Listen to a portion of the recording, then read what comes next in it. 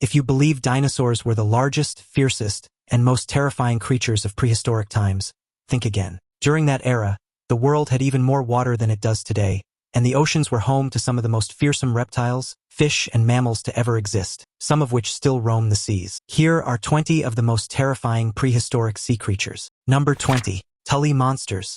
The Tully monster is a peculiar fossil discovered in 1958 by Francis Tully, hence the name, in the Mason Creek fossil beds of Illinois. The fossil is around 300 million years old and has an especially weird appearance with stalked eyes, a long appendage with teeth at the end, and a rudimentary backbone. This oddity has left scientists scratching their heads for many decades as to how to actually classify it. In 2016, a major study used some super techy advanced X-ray techniques and something called synchrotron imaging to analyze thousands of Tully monster specimens. The research concluded that it was a vertebrate closely related to jawless fish like the lamprey, due to features like a notochord and gills. The sea lamprey can be mostly found in the northern Atlantic Ocean, as well as the Mediterranean, the Baltic, and Adriatic seas. They are also an invasive species in the Great Lakes. These horrors are not fussy about whether they live in saltwater or freshwater, and they can pop up almost anywhere, especially in your nightmares. They lay eggs in rivers and streams, and then those eggs hatch into larvae, which then turn and change into parasites that travel to lakes. They attach themselves to other fish in the lake to feed on.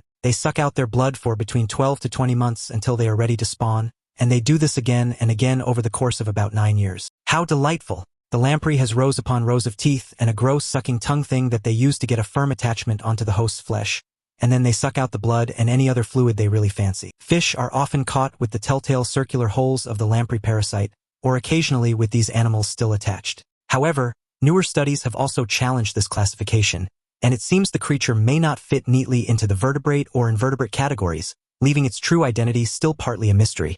Number 19. Livatan. Next up, we have the Livatan. This mighty colossus is basically what can only be described as a prehistoric whale. The ancient and enormous creature was absolutely vast, and to explain just how big it was, imagine a mouthful of interlocking teeth, each measuring between 1 and 1.5 feet long. Yes, each tooth alone was a foot long. These whales were so big that, other than the Megalodon, there was really nothing even remotely comparable in size during the era in which they lived in the oceans. The Livatan seems to have been the apex predator of the whole Miocene epoch. The trouble is, however, that there is a whole lot of information that's missing about these amazing creatures. Only one partially preserved jaw and skull, as well as a bunch of teeth, have been unearthed, so it's only with the use of technology that we have today that we have been able to see what this massive sea monster might have looked like. Each of the gaps in understanding has been filled in using the closest living relative, the sperm whale, and our knowledge of these awesome modern-day whales has definitely added a lot to our learning about the prehistoric creatures that were here before. In case you've gotten this far and not quite been able to put 2 and 2 together,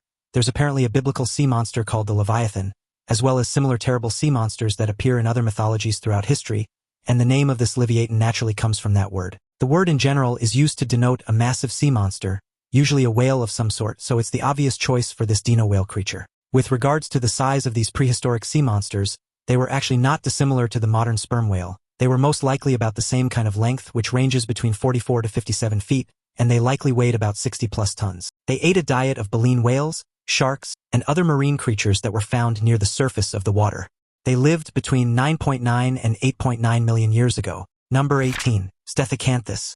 Stethacanthus was a kind of ancient shark-like creature that lived roughly about 390 to 320 million years ago. The scary sea monster had a super weird appearance. Its spine brush complex on its back looked a little bit like an ironing board. Scientists have figured out this odd structure may have played a role in mating, maybe even helping males to attach to females during the process. This feature is only found in male Stethacanthus, so it could be really anything, maybe just a big old boasting board. Who could possibly say? Although Stethacanthus was actually kind of small, measuring only about 2 to 3 feet in length, it was still a dangerous predator. Its weird personal style has fascinated scientists ever since first being discovered in Europe and North America back in the late 19th century. To start with, that ironing board surface was misinterpreted as a fin, but then they did further studies and decided it was actually a functional thing that was unique to this particular species. Whether or not lugging around an ironing board is to blame, we will never know for sure. However, this thing was not a fast swimmer and likely spent a lot of its time near the seafloor, bottom feeding on slower prey.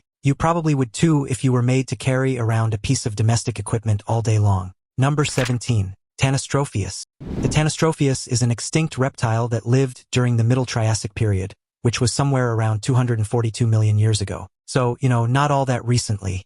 It belongs to a group of reptiles known as Proterosaurs, which are distant relatives of the modern-day lizard and snake. This dinosaur was a super weird-looking creature with a majorly long neck. Like, the thing was basically all neck and not a whole lot else. In fact, its neck made up more than half of its length in total. These crazy long-ass necks could be as bananas as 10 to 15 feet, all on top of a skinny little body and gangly little legs. Not only was that neck long, but it was also super flexible, and it had loads of tiny vertebrae that allowed a wide range of movement. Although it's always difficult to be sure, scientists do reckon that this long neck allowed the dinosaurs to catch fish in more shallow waters of the ancient seas. They think that these were likely semi-aquatic dinosaurs that had adapted to a carnivorous diet. But, like I say, the exact purpose of its long neck does remain the subject of scientific debate. While it's commonly thought to have been used for hunting, some researchers would suggest that it may have had other functions, like as a specialized filter feeder or as a means to reach aquatic vegetation. Examples have been found in various parts of the world, including Europe, the Middle East, and North America. Number 16. Shastaurus Sychenensis. The Shastaurus Sychenensis, which I probably mispronounced, just happens to be one of the largest marine reptiles that was ever discovered. It belonged to a group of ichthyosaurs that lived during the Triassic period about 210 million years ago. This enormous creature was named from fossils that were found in British Columbia, Canada, measuring an astonishing 69 feet in length. That is comparable in size to today's largest of whales. However, before you go running and screaming, unlike other ichthyosaurs, this one was not a fierce predator, but rather a gentle giant. It had a narrow and streamlined body with really small flippers that would indicate that it was built for slow cruising rather than hunting at a high speed. Its skull was short and toothless, another surefire sign that it was not the fiercest predator, and that skull was specialized for suction feeding, so it could consume small prey like fish and squid. Its huge tongue would help with the suction so that it could gather up food more efficiently, and despite its massive size, this sea monster actually had a surprisingly slender build compared to its later Jurassic relatives. The trend at the time in evolutionary schemes was toward gigantism. Other species in the ichthyosaur family also began to grow to colossal sizes, but it didn't do them a whole lot of good in the end. These water beasts were extinct by the end of the Triassic period. Now it's time for today's topic. In May 2025, a National Geographic research crew deployed a deep-sea submersible off the coast of the Kuril-Kamchatka Trench in the northwest Pacific Ocean, one of the least explored regions of the world's oceans. The mission was to document blue whale migration patterns and collect acoustic data. But what their cameras recorded left the entire team stunned, and scientists deeply unsettled. Rising slowly from the dark abyss was an enormous whale-like creature, but with features unlike any living cetacean. Its skin was heavily scarred and barnacled, its skull broad and armored, and its size estimated at over 65 feet, significantly larger than even the blue whale. Its sonar signature was also unlike anything in their records. Marine biologist Dr. Helen Iwata, on board during the dive, said the creature resembled reconstructions of the extinct Basilosaurus, a prehistoric whale species that lived over 40 million years ago.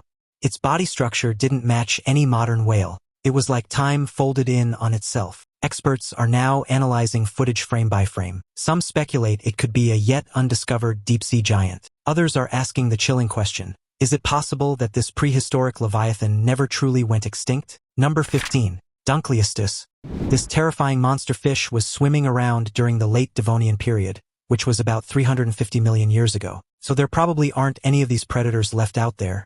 But has anyone actually checked? The catchily named Dunkleosteus was a biter, but rather than a regular mouthful of teeth, however, this prehistoric water dweller had two long blades made of bone that would break their prey in half and chop neatly through their flesh.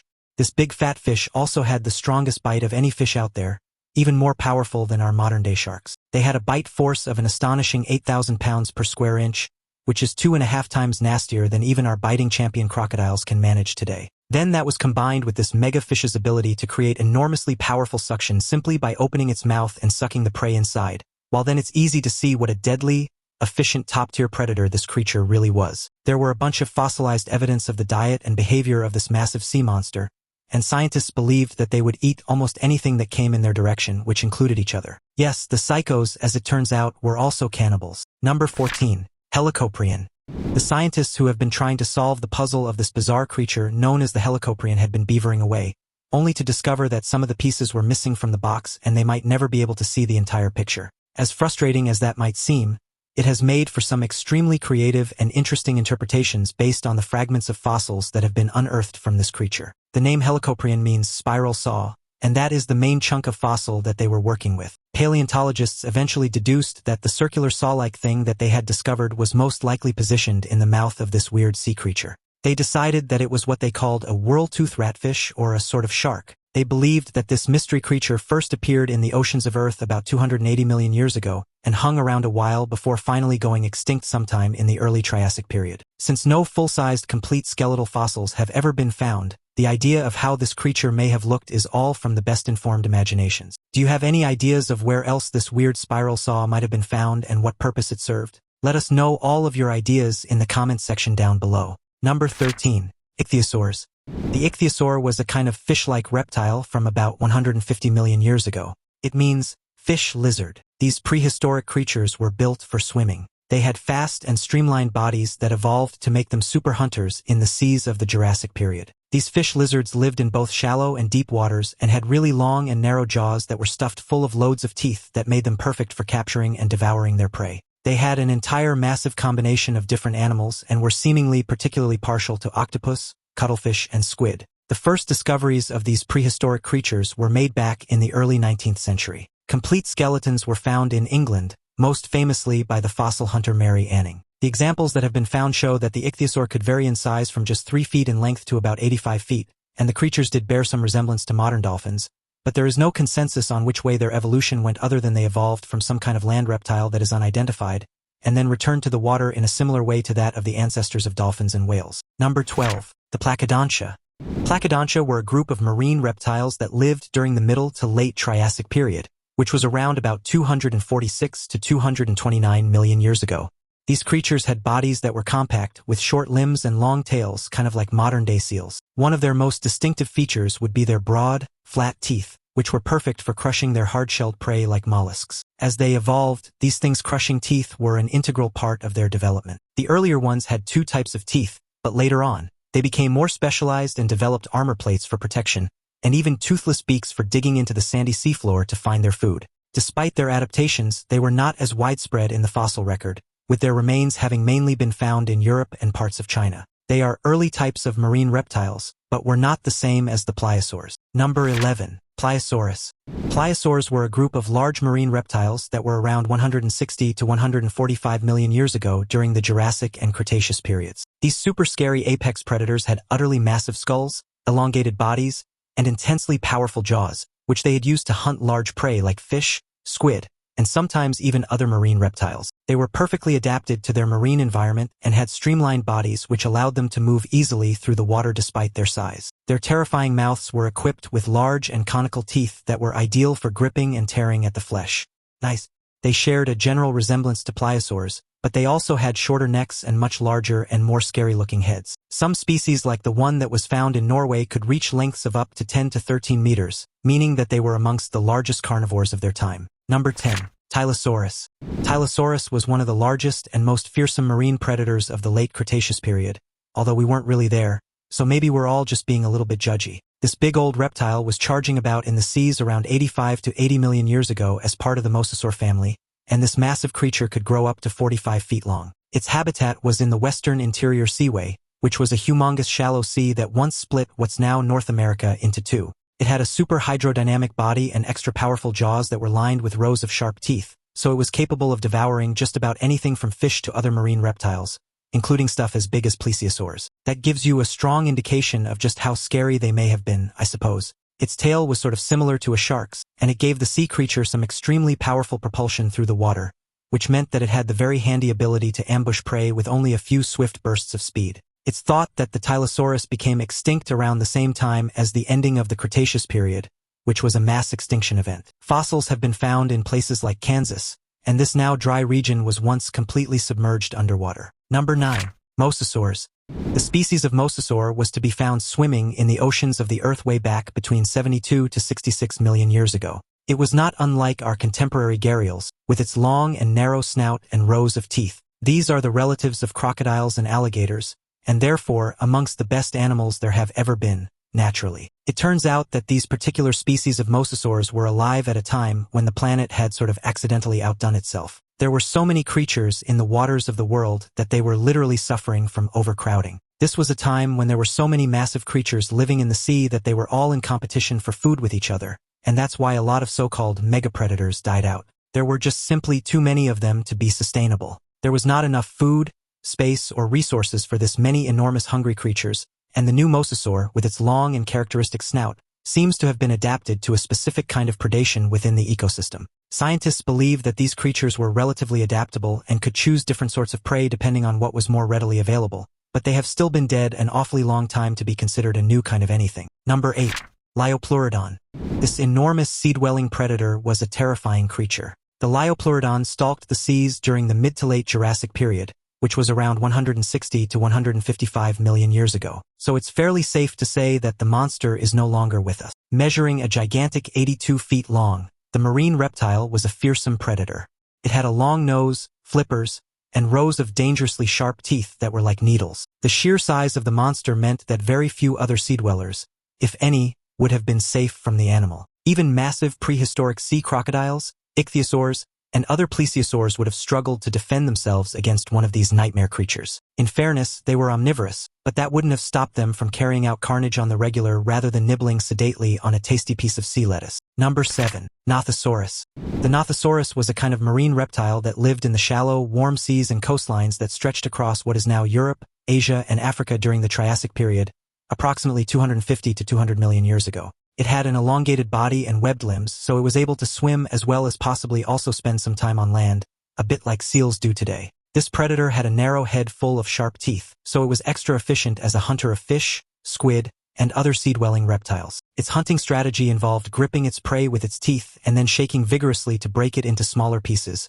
which made swallowing a whole lot easier. Sounds really rather gruesome, so just go ahead and imagine that one for a moment. All types of fossil evidence of the Nthosaurus have been found in various places across the world, from Germany to China, and paleontologists have so far identified over a dozen species of the creature.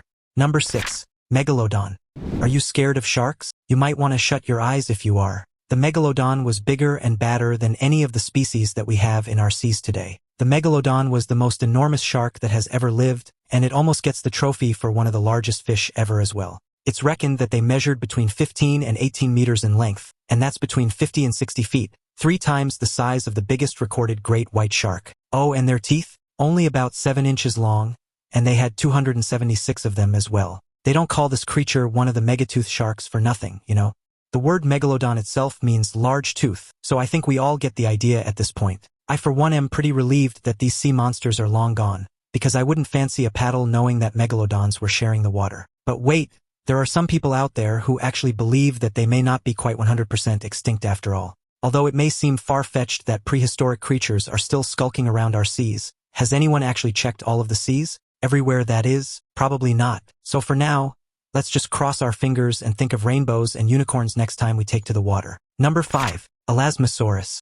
Elasmosaurus was one of the marine reptiles of the late Cretaceous period, and what this thing had that separates it from the others we have seen today is its insanely long neck. Although it was also a member of the Plesiosaur family, it stood out because it had 71 vertebrae, which made its neck nearly half the length of its body. Scientists believe that its long neck allowed it to strike at prey from a distance, almost like a living fishing rod. However, the neck's length also posed challenges, as it likely made the Elasmosaurus vulnerable to attacks from larger predators like Mosasaurs. Some researchers speculate that it may have used its neck to probe into tight spaces, like coral reefs or underwater crevices, to hunt for hidden prey. Its diet likely consisted of small fish, squid, and other soft-bodied marine creatures, which it could easily snatch with its sharp, interlocking teeth. Despite its massive neck, it was still a really streamlined swimmer. It could use its 4 flippers to navigate through the water, and their sharp teeth and elongated neck allowed them to stealthily approach schools of fish.